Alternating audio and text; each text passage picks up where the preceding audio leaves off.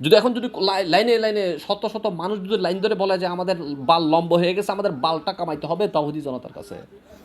নির্বাচনের পরে প্রফেসর ইউনূস যখন তার ক্ষমতা থেকে ইস্তফা দিবেন, তখন যদি এই তাওহীদি জনতা প্রফেসর ইউনূসের গায়ের উপর জোর করে ঝাঁপিয়ে পড়ে যে এই বুড়ো মিয়া 90 বছর বয়সে আপনার মুখে দাড়ি কই, সুন্নতি দাড়ি কই বলে, তখন প্রফেসর ইউনূসের কী দশা হবে একটু চিন্তা করে দেখেন।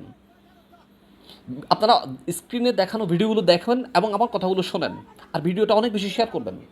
যা বলছিলাম, কয়েকদিন ধরে বাংলাদেশের সোশ্যাল মিডিয়ায় কিছু ভিডিও বেশ ভাইরাল হয়েছে।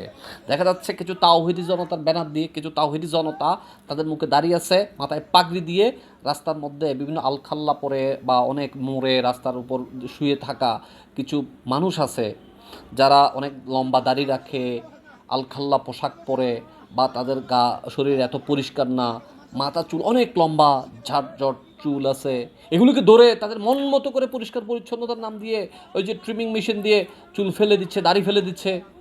ভাই কী শুরু হয়েছে? দেশে কি মানুষের বাঁচার কোনো অধিকার নাই? এই তাওহীদি জনতাকে এই অধিকারটা দিছে কে? মানে 5 আগস্টের পরে তারা শতাধিক মাজা ভেঙে ফেলছে, এমনকি মাজার থেকে লাশ তুলে লাশটা পুড়ে দিছে 14 দিন পরে। এখন জমিনের ভিতরে নিচের মানুষ পর্যন্ত তাদের হাত থেকে অত্যাচার থেকে রক্ষা পাচ্ছে না। আবার জমিনের উপরের মানুষ পর্যন্ত, এই সুফি সাধক মানুষগুলা জমিনের উপরে পর্যন্ত তাদের অত্যাচারের হাত থেকে রক্ষা পাচ্ছে না। কি শুরু হয়েছে দেশটাতে? এদেশে তো তাইলে তো রাস্তাঘাটের মধ্যে অনেক মানুষ আছে।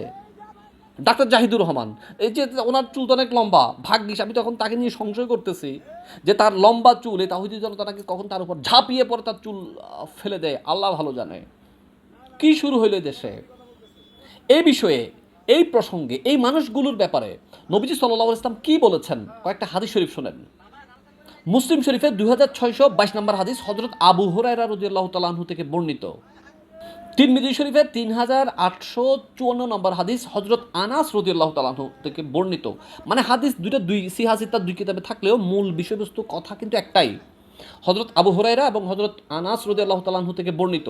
তারা বর্ণনা করেছেন হুজুর পাক সাল্লাল্লাহু আলাইহি ওয়াসাল্লাম বলেছেন, মানে আমি সারসংক্ষেপে কথাটা বলি যে অনেক মানুষ দেখবা যাদের শরীর মনে হচ্ছে তোমাদের দৃষ্টিতে তারা দুর্গন্ধযুক্ত, তাদের পোশাক আশাক সুন্দর না, তারা মানুষের দুয়ারে দুয়ারে যায়, মানুষের কাছে হাত পাতে, তাদের মানুষ পাত্তাই দেয় না।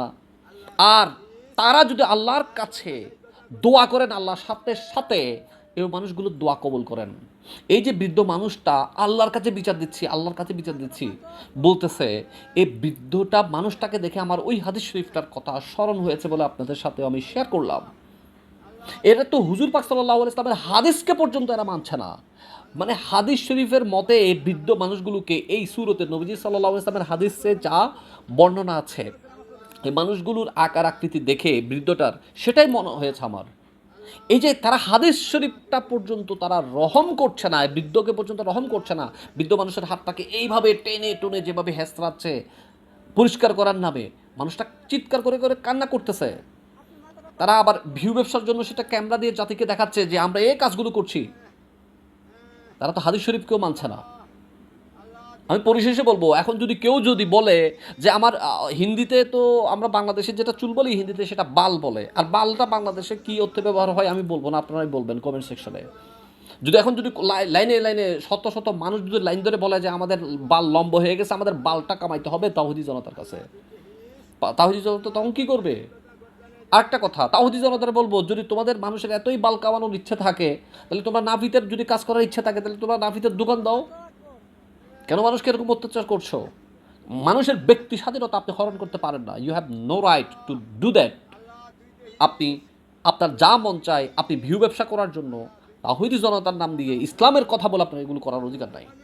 দেশের সরকারকে বলবো, আমি শুরুতে বলেছি প্রফেসর ইউনূস যখন ক্ষমতা থেকে যখন উনি ইস্তফা দিবেন, তখন যদি তাওহীদি জনতা তার মুখে সুন্নতির দাড়ি নাই কেন বলে যদি ঝাঁপিয়ে পড়ে, তখন প্রফেসর ইউনূস কী দশা হবে, কোন লজ্জায় পড়বেন চিন্তা করে দেখেন। আপনি কি একদিনও আপনার দেশে আসতে হবে না প্রফেসর সাহেব? আপনি বিদেশে ঘুরতে পারবেন? যদি আপনার গায়ের উপর ঝাঁপিয়ে পড়ে তাওহীদি জনতা আপনার মুখে ধারি নাই কেন এই কথাটা বলে, তখন আপনার কি হবে? এরা যা শুরু করছে আমরা অতীতে দেখি নাই, স্বাধীনতার পর থেকে নাই, আবহমান বাংলাদেশের ইতিহাসে, বাংলার ইতিহাসে এই ধরনের কোনো অত্যাচার মানুষের ব্যক্তি স্বাধীনতা নস্যাৎ করতেছে, ধ্বংস করছে, এরকম কোনো রেকর্ড দেখছি না, যেটা দেখছি প্রফেসর ইউনূসের এই সরকারের আমলে। তাদের হাতের কবরের লাশ পর্যন্ত নিরাপদ না। দেশের উপরের মানে জমিনের উপরের মানুষ, নিচের মানুষ, কেউ তাদের হাত থেকে রক্ষা পাচ্ছে না। তাদের আইনের আওতায় এনে সর্বোচ্চ শাস্তি নিশ্চিত করা হোক। সবাই প্রতিবাদ করেন এবং ভিডিওটা শেয়ার করবেন। আসসালামু আলাইকুম।